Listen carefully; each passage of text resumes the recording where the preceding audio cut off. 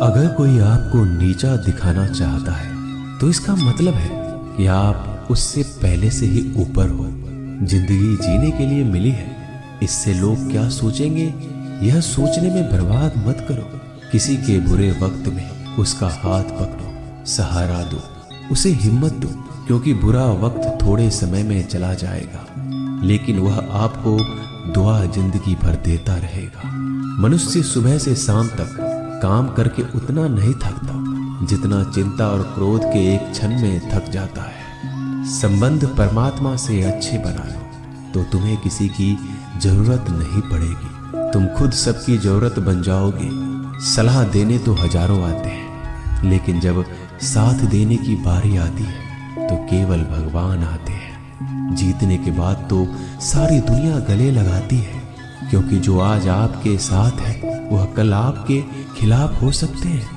बिना मतलब के कोई आपकी इज्जत नहीं करेगा, लेकिन खुद को इतना काबिल बनाओ कि लोग बिना मतलब के भी आपका इज्जत करें। भगवान कहते हैं सोने से पहले तुम सबको माफ कर दिया करो और तुम्हारे जागने से पहले मैं तुम्हें माफ कर दूंगा।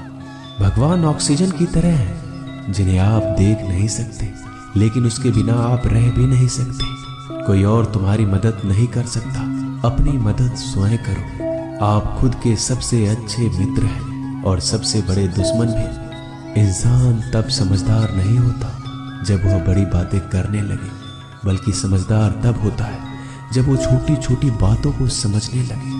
आप किस समय सही थे इसे कोई याद नहीं रखता, लेकिन आप किस समय गलत थे ये सब याद रखते हैं। सब दुख दूर होने के बाद ही मन प्रसन्न होगा। यह आपका भ्रम है। मन प्रसन्न रखो, सब दुख दूर हो जाएंगे। ये हकीकत है। किसी भी व्यक्ति की कोई भी बात बुरी लगे तो दो तरह से सोचो। यदि व्यक्ति महत्वपूर्ण है तो भूल जाओ और बात महत्वपूर्ण है तो व्यक्ति को भूल जाओ। रिश्तों का संबंध सिर्फ रक्त से नहीं होता। जो मुसीबत में हाथ थाम ले उससे बड़ा कोई रिश्ता नहीं होता।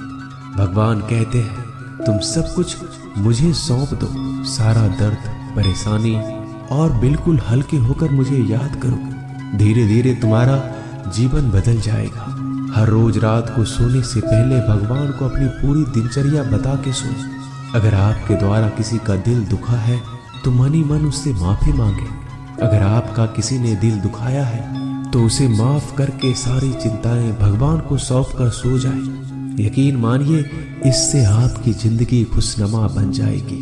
क्रोध बोला हुआ एक शब्द इतना जहरीला हो सकता है कि आपकी हजार प्यारी बातों को एक मिनट में नष्ट कर सकता है। सबको हंसाना लेकिन किसी पर भी हंसना मत। सबके दुख बांटना लेकिन किसी को दुखी मत करना। सबकी राह में दीप जलाना लेकिन किसी का दिल जलाना मत। यही जीवन की रीत है। जैसा बोओगे वैसा ही पाओगे। दुआएं और प्रार्थनाएं असंभव को भी संभव बना देती है। ईश्वर को ना हमारे तन की जरूरत है ना धन की, उसको तो बस पवित्र मन की जरूरत है। इसलिए वो हमें कुछ भी छोड़ने के लिए नहीं कहता, बस कहता है बच्चे मन से विकार छोड़ो, गंदे विचार छोड़ो। जो आने वाला है वो हमेशा गुजरे हुए कल से बेहतर होगा। यही एक सोच आपके जीवन में कभी निराशा नहीं होने देगी।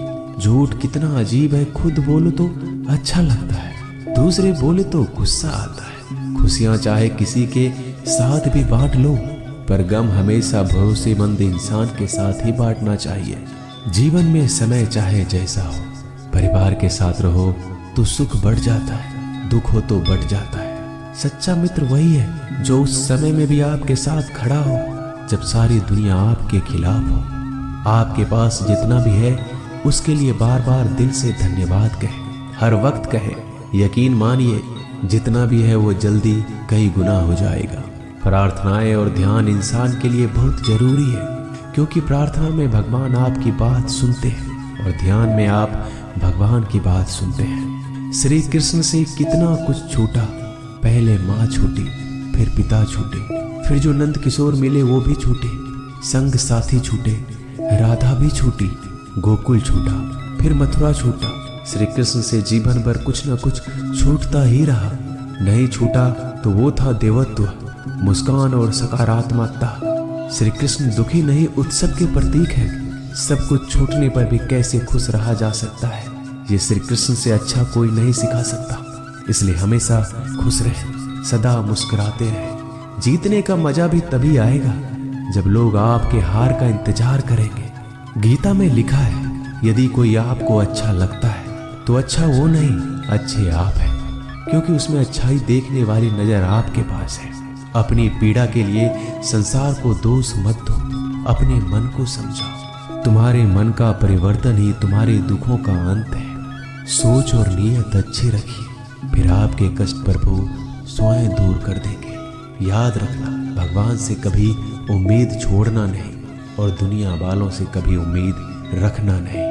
सुख दुख एक सिक्के के दो पहलू हैं। जहां सुख होगा वहां दुख भी होगा, जहां दुख होगा वहां सुख भी होगा। इसलिए सुख दुख के बारे में बिना सोचे निरंतर अपने लक्ष्य को प्राप्त करने के लिए प्रयास करते रहना चाहिए। एक बात हमेशा याद रखना, किसी के सामने गिड़गिड़ाने से ना मोहब्बत मिलती है ना इज्जत। इसलिए अपने स्वाभिमान को जिंदा रखो। कोई अगर आपकी किस्मत में होगा तो आपके पास खुद ही चलकर आएगा। दूसरों को हराने का मौका मत दो, बस खुद को आगे ले जाने की जिद पालो।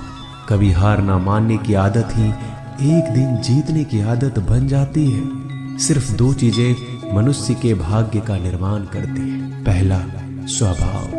अगर आपके स्वभाव में अच्छाई, विनम्रता और गुण है तो आपका भाग्य चमकेगा। अगर आपका स्वभाव क्रोधी है, आलसी है, तो आपका भाग्य बिगड़ना अनिवार्य है। इसलिए अपने स्वभाव को मधुर और आकर्षित बनाइए। दूसरा, आपकी वाणी। बोलना तो आदमी 2.5 साल की उम्र में ही सीख जाता है, परंतु कब, कहां और कैसे बोलना है उसे यह जिंदगी भर भी नहीं समझ पाता। जिसे ये बोलना आ गया कि कब, कहां और कितना बोलना चाहिए, समझ लो उसे सफल होने के लिए कोई नहीं रोक सकता। पिता से बड़ा कोई सलाहकार नहीं, माँ की छांव से बड़ी कोई दुनिया नहीं, भाई से अच्छा कोई भागीदार नहीं और बहन से बड़ा कोई शुभ चिंतक नहीं। इस मतलबी दुनिया से कोई मतलब ना रखो, और मतलब रखना है तो अपने मतलब से मतलब रखो। दुआएं मांगने से किसका भला होता है, मिलता तो वही है जो हमने बोया होता है। तुम नीचे गिर के देखो, कोई नहीं आएगा उठाने। तुम जड़ा उड़कर तो देखो, सब आएंगे गिराने। एक बात हमेशा याद रखना, अगर शराब की दुकान पर बैठकर दूध पियोगे तो तुम्हें शराबी का ही दर्जा मिलेगा, और किसी मंदिर में बैठ के पानी भी पियोगे तो तुम्हें एक संत का दर्जा दिया जाएगा। इसलिए आप किसके साथ उठते बैठते हो ये बहुत मायने रखता है। दोस्तों, आशा करता हूँ कि आपने इस वीडियो से बहुत सारी सीख ली होगी। मिलते हैं जल्दी एक नए ज्ञानवर्धक वीडियो में। धन्यवाद। अपना ख्याल रखिएगा।